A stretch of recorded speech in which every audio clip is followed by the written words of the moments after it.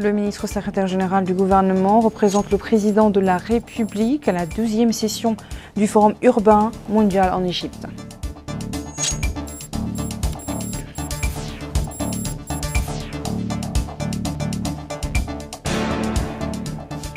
Nouakchott abrite les travaux de l'atelier de renforcement des capacités dans le domaine de la recherche scientifique en Mauritanie.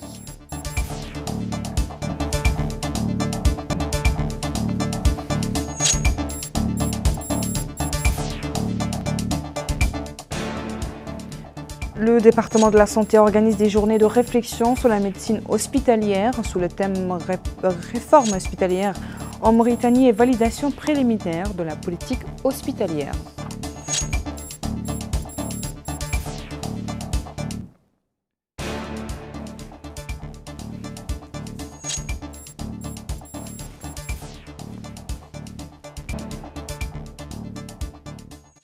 Bonsoir, nous ouvrons ce journal par la capitale égyptienne qui a abrité ce jour la 12e session du Forum urbain mondial d'IFUM. Le président de la République est représenté par le ministre secrétaire général du gouvernement, Moulay Mohamed Al-Araf, aux côtés de nombre de chefs d'État et de représentants de gouvernement, d'académiciens et d'hommes d'affaires, de planificateurs des villes ainsi que de la société civile. Organisé par l'ONU Habitat depuis 2002, le FUM est la principale conférence internationale sur le développement urbain à laquelle prennent part de nombreux acteurs de l'urbain issus des secteurs publics et privés, de la société civile, ainsi que des chercheurs et universitaires. Ouvrant les travaux, le président égyptien Abdel Fattah Sisi a indiqué que la rencontre vise à échanger les expertises et à connaître les meilleures pratiques sur les questions de développement urbain afin de contribuer au développement durable, à promouvoir les moyens de construire les villes meilleures pour améliorer la vie de millions de personnes.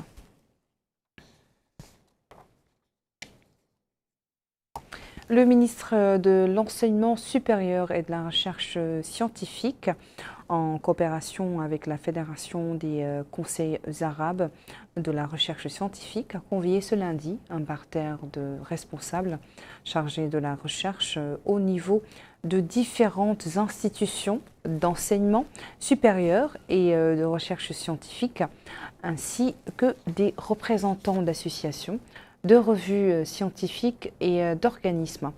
Ils sont appelés plutôt afin de renforcer leurs capacités dans divers domaines liés à leur spécialité. Un récit de Mohamed Khatat. C'est un atelier qui vise le renforcement des capacités en matière scientifique qui se tient sous le thème indexation des revues, rédaction de projets et recherche de financement.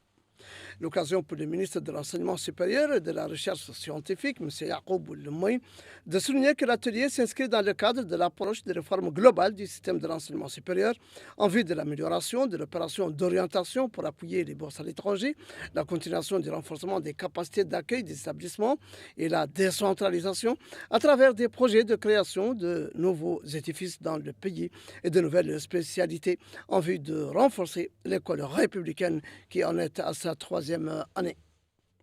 Louis Sixedon, le secrétaire général du Conseil arabe de la recherche scientifique, a loué l'organisation de cette rencontre qui contribuera, dit-il, efficacement aux efforts arabes de développement de la recherche scientifique. De son côté, le directeur de la recherche scientifique et de l'innovation a précisé que l'atelier dure 3 jours et comprendra plusieurs aspects, notamment l'indexation des revues, l'élaboration et la rédaction de projets et la recherche de financement. Pour sa part, le directeur de l'Agence nationale de la recherche scientifique et l'innovation a souligné qu'il veillera à développer les relations de coopération et de partenariat avec les sociétés et associations nationales et étrangères en vue de renforcer les capacités nationales et arabes en matière de recherche scientifique. Il faut noter que participe à l'atelier qui dure 3 jours nombre de chercheurs universitaires, de professeurs, pour faire progresser la recherche scientifique et l'innovation, lesquelles constituent un outil indispensable au développement et à la prospérité des peuples et des nations. Je peux annoncer également dans les titres, le ministre de la Santé, Abdallahi Bedi, a donné ce lundi le coup d'envoi des journées de réflexion sur la médecine hospitalière. Une manifestation qui va durer 2 jours et au cours de laquelle des experts vont examiner un certain nombre de questions liées à la gouvernance hospitalière. Un récit d'Aminata Khan. Présenter et discuter des aspects liés au travail hospitalier, mais aussi réfléchir aux mécanismes de financement ainsi qu'à l'ouverture sur la communauté hospitalière et la mise en place d'une véritable gouvernance visant à mieux gérer l'investissement et les ressources humaines. C'est l'objectif de ces journées de réflexion sur la médecine hospitalière. Le ministre de la Santé, Abdallahi Woudi, a dans ce sens indiqué que la médecine hospitalière est l'un des principaux piliers du système de santé dans tous les pays. Notons que la construction d'installations hospitalières répondant aux normes internationales, leur équipement en matériel de pointe et la mise à disposition d'un personnel médical et paramédical bien formé constituent un défi majeur pour tous les pays. Ces défis se manifestent par le coût élevé des installations hospitalières, des fournitures ainsi que la gestion quotidienne de ces installations. Il a dans ce sens noté l'importance et l'attention portée aux centres hospitaliers au niveau des 3 centres hospitaliers de la capitale et sur toute l'étendue du territoire national car le secteur de la santé a connu un bond qualitatif. Woulwadi a indiqué que malgré les efforts déployés par les autorités du pays dans le domaine de la médecine hospitalière, les hôpitaux du pays sont encore loin des aspirations, de la volonté sérieuse et de l'approche saine qui reflètent la vision et les instructions du président de la République. Il a ajouté qu'une telle démarche nécessite un processus de réforme globale qui ne peut être réalisé que par l'ouverture d'un dialogue sérieux entre les différentes parties prenantes afin de poser un diagnostic exhaustif et réfléchi pour mettre en place une stratégie claire qui encadre et renforce la gouvernance et le leadership dans les centres hospitaliers nationaux. Le directeur de la médecine hospitalière, Hamid Madi, a abondé dans le même sens, indiquant que malgré les efforts importants de l'État pour soutenir le système de la santé en général et la médecine hospitalière en particulier, à travers les ressources financières, les équipements et le personnel, les hôpitaux nationaux restent encore en deçà des ambitions souhaitées, précisant que cela nécessite un diagnostic plus approfondi et un vrai débat sur la réforme hospitalière et la réforme du secteur de la santé d'une manière générale. La représentante de l'Organisation mondiale de la santé a expliqué que l'organisation a adopté une stratégie globale ayant pour objet de préserver le système de santé chez nous. Pour soutenir l'objectif de la couverture santé universelle, une analyse approfondie de la gouvernance, de la qualité des soins, du contrôle des infections, des systèmes d'information et des technologies est nécessaire. Ces analyses pourraient aboutir à des réformes législatives pour aligner les hôpitaux avec les ambitions nationales de santé et renforcer leur capacité à garantir la santé et le bien-être de la population. Aujourd'hui, comme vous le savez, les hôpitaux mauritaniens se transforment pour devenir les piliers de cette offre de soins vitale.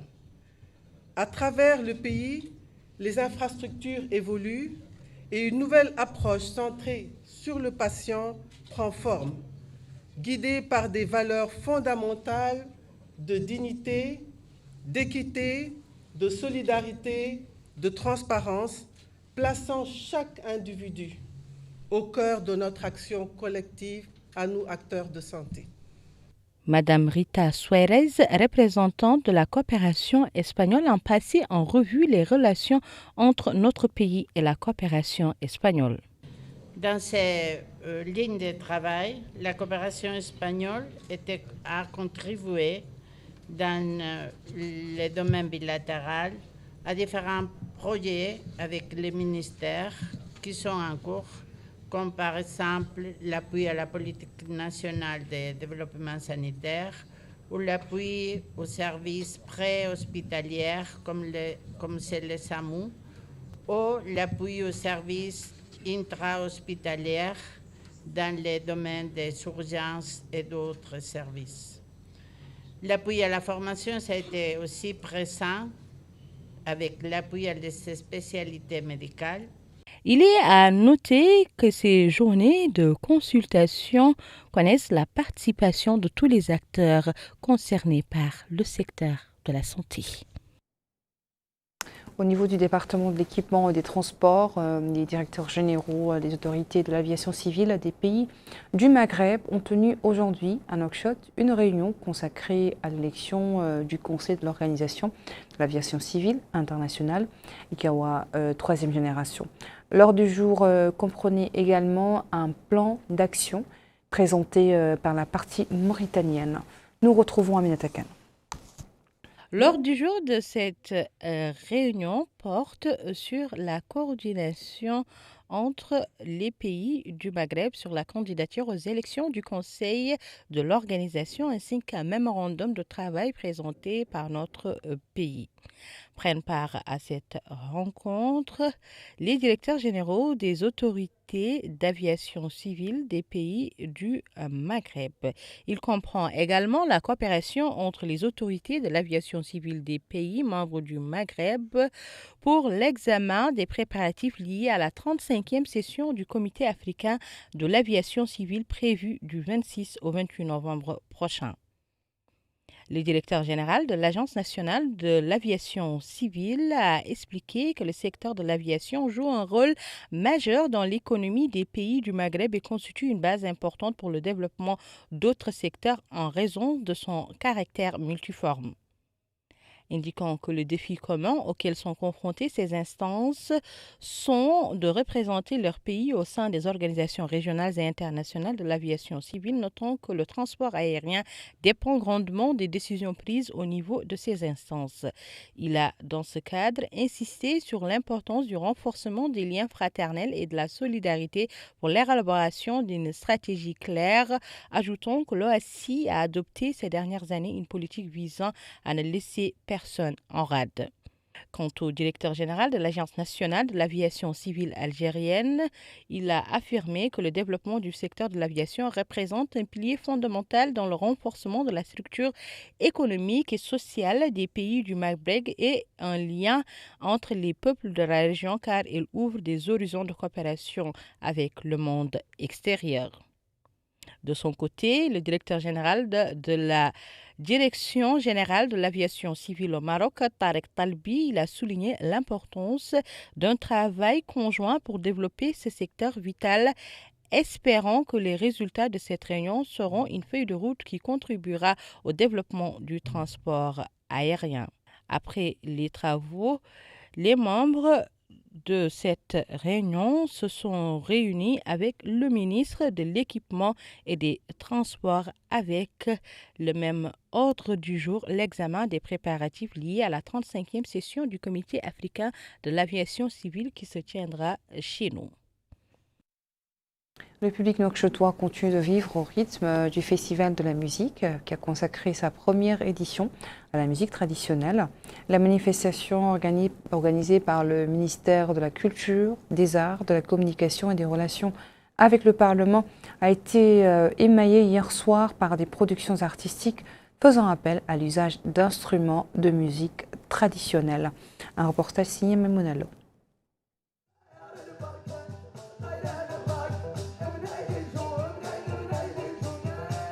Au rythme de ces intermèdes musicaux traditionnels, les activités du festival de musique se poursuivent, avec un programme centré sur la musique traditionnelle. La deuxième soirée du festival, marquée par une forte présence officielle et populaire, s'est distinguée par la présentation de chants dans divers modes musicaux.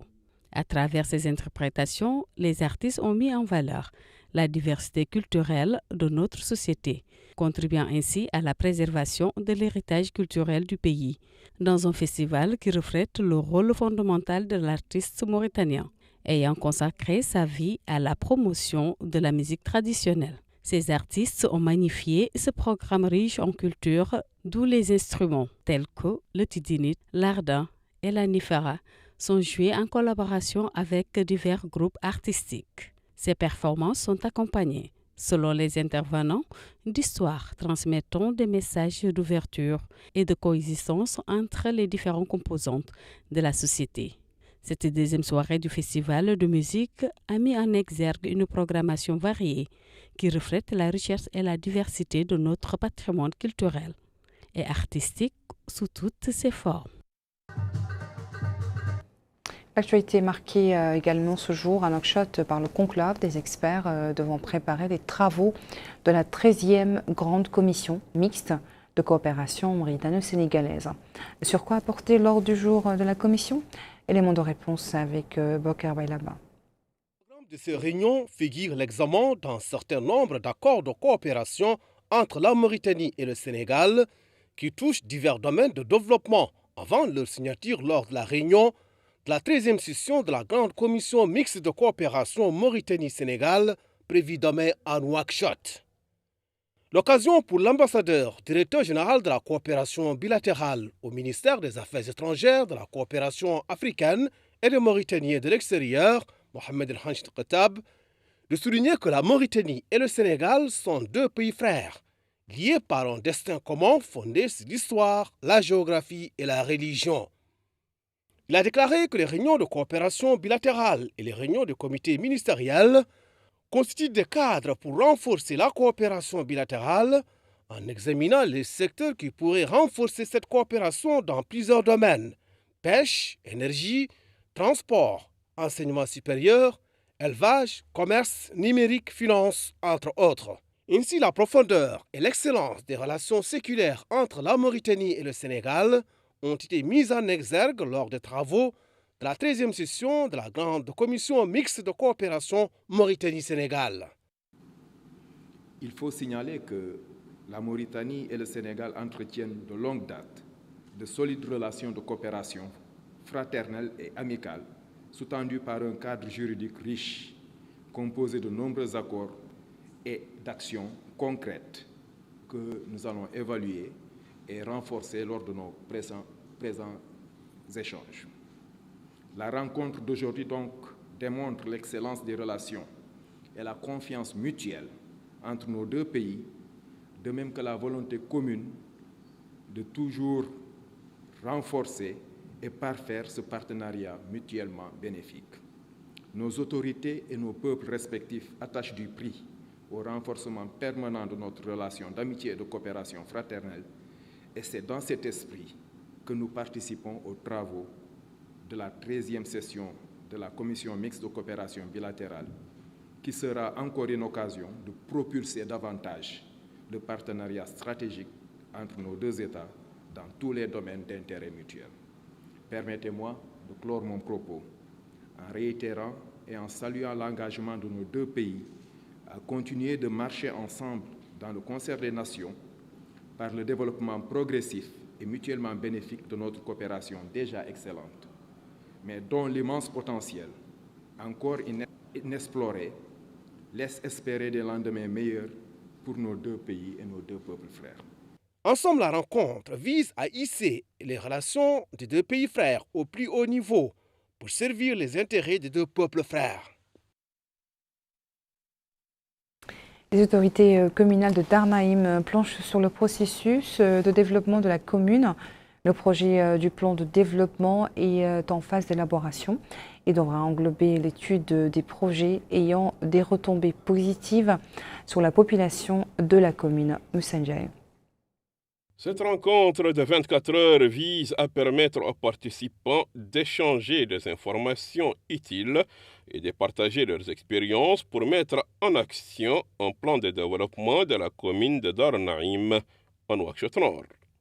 Au programme de cet atelier, faire le diagnostic de la situation tout en cherchant des solutions aux obstacles que rencontre la commune de Darnaïm. Dans son discours d'ouverture des travaux de cet atelier, le maire de la commune de Darnaïm, M. Mama Ouelkotoub Ouelmama, a dit que Darnaïm occupe la deuxième place après celle de la commune d'Arafat. Il a ajouté que la lutte contre la pauvreté constitue l'une de leurs priorités, C'est dans ces cadres, a dit le maire de Darnaïm, que sa commune a besoin des infrastructures de base pour réaliser d'importants projets. Il a noté l'importance de leur partenariat avec l'UNICEF et l'ONG GRET. D'où la nécessité, dit-il, de mettre l'accent sur les résultats attendus de cet atelier du processus d'élaboration du plan de développement de la commune de Darnaïm. L'UNICEF en Mauritanie et ses activités par sa coordination à Darnaïm vient en appui pour renforcer les capacités d'intervention de la commune de Darnaïm. C'est ici l'occasion pour nous de réaffirmer l'engagement de l'UNICEF à appuyer les efforts du gouvernement en faveur de la décentralisation et l'appui aux communes telles que la commune de Darnaïm qui est une zone de convergence des Nations Unies. Donc Darnaïm a été désignée une commune de convergence du système des Nations Unies depuis 2018 dans le cadre de partenariat pour le développement durable. Donc nous prêtons beaucoup attention à cette commune et nous continuons toujours à soutenir cette commune pour son développement. La présentation des recommandations, orientations, évaluations et plusieurs autres aspects techniques entre experts, élus locaux et représentants de la société civile, tous ensemble feront de cet atelier technique un document officiel pour répondre aux objectifs, programmes et projets du plan de développement de la commune de Darnaïm. Les fédérations des arts martiaux disposent désormais à Tawarzena de salles pour pratiquer le karaté, le taekwondo, le judo et d'autres disciplines assimilées à cet art. Mohamed Ratat nous en dit plus. Les fédérations nationales de taekwondo, de karaté et de judo ont organisé des animations de simulation de combat, chacune dans sa discipline, à l'occasion de la réception de la salle commune et de l'espace commun qui leur ont été dédiés à la Maison des jeunes de Tawarzena, flambant neuf dans la wilaya de Nouakchott-Ouest.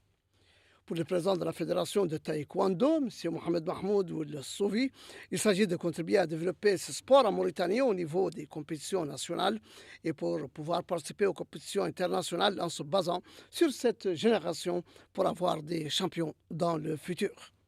Plusieurs participants à la cérémonie ont exprimé dans leurs différentes interventions l'importance de l'approche mise en place par le ministère de l'autonomisation des jeunes, notamment dans le domaine de la modernisation des infrastructures de base sportives au profit de la jeunesse, leur équipement et l'encadrement pour être en capacité de participer aux compétitions internationales. Encore faut-il souligner que l'espace commun de la Maison des jeunes de Tawarzena contribuera grandement à développer les capacités des adeptes et disciples des fédérations de taekwondo, de karaté et du judo et l'organisation de tournois régionaux de façon régulière et dans des conditions plus professionnelles. Et nous refermons cette édition par la ville de Nouadhibou, dans laquelle séjourne présentement une mission d'ophtalmologie espagnole qui a débuté des consultations médicales et d'interventions chirurgicales gratuitement. La mission travaille en partenariat avec l'association de Nouadhibou pour la vue. Moussa Ndiaye. Au programme de ces différentes interventions médicales à Nouadhibou, au nord de la Mauritanie, environ 700 consultations et 10 interventions chirurgicales. Cette activité médicale s'inscrit dans les cadres du partenariat entre la Fondation Nouadhibou Vision et la Fondation espagnole d'Alina Baraker. L'équipe médicale espagnole est composée de plusieurs spécialistes. Messieurs Salah Eddine El-Béchir, secrétaire général de l'organisation de Nouadhibou Vision et directeur du centre kouaissien d'ophtalmologie, a dit que leur partenariat avec la Fondation espagnole vient apporter leur soutien aux engagements et orientations du président de la République, son Excellence M. Mohamed Ould Cheikh El-Ghazouani. Afin, dit-il, qu'il puisse soutenir les franges de la société les plus nécessiteuses. Il a ajouté que cette mission médicale espagnole aura à faire 300 interventions gratuites Plusieurs citoyens mauritaniens venus des différentes zones du pays ont répondu massivement à l'appel de cette mission médicale espagnole.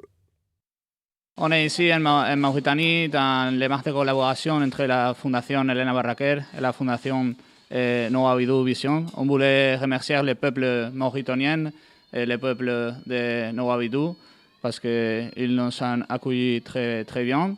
On voulait remercier aussi M. Salah et toutes les autorités espagnoles et mauritaniennes qui sont en train de nous aider à faire notre travail qui est finir avec la cécité à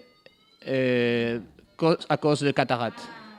On va faire centenaire de cataractes dans 5 jours. Et on est venu ici pour vous aider et pour aussi vous connaître. Et on est très contents. Ceux et celles qui ont déjà obtenu le rendez-vous ont déclaré que l'opération se déroule dans de bonnes conditions. L'organisation, la collaboration, les employés et autres, tous sont à leur disposition. Ils ont saisi cette occasion pour remercier les principaux responsables de cette initiative pour la réussite de cette première étape. Sur ces images, l'équipe médicale de Nouadhibou a lancé cette opération par une organisation d'une campagne de sensibilisation et d'orientation des visiteurs pour la réussite de toutes les étapes de cette caravane médicale de Nouadhibou. Je vous invite à présent à suivre le rappel des titres. Le ministre secrétaire général du gouvernement représente le président de la République à la 12e session du Forum urbain mondial en Égypte.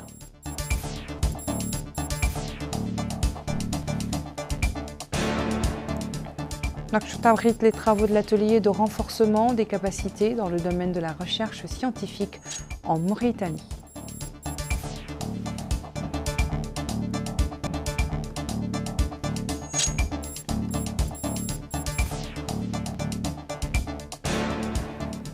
Le département de la santé organise des journées de réflexion sur la médecine hospitalière, sous le thème réforme hospitalière en Mauritanie et validation préliminaire de la politique hospitalière.